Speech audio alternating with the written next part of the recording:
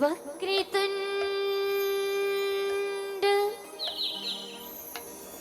महाकाय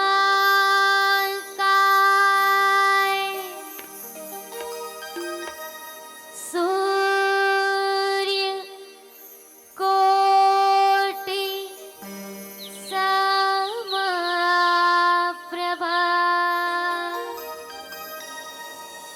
निर्विघ्नं कुरु मे देव सर्व कार्येषु सर्वदा। बोले गिरिन्द्र महाराज की जय।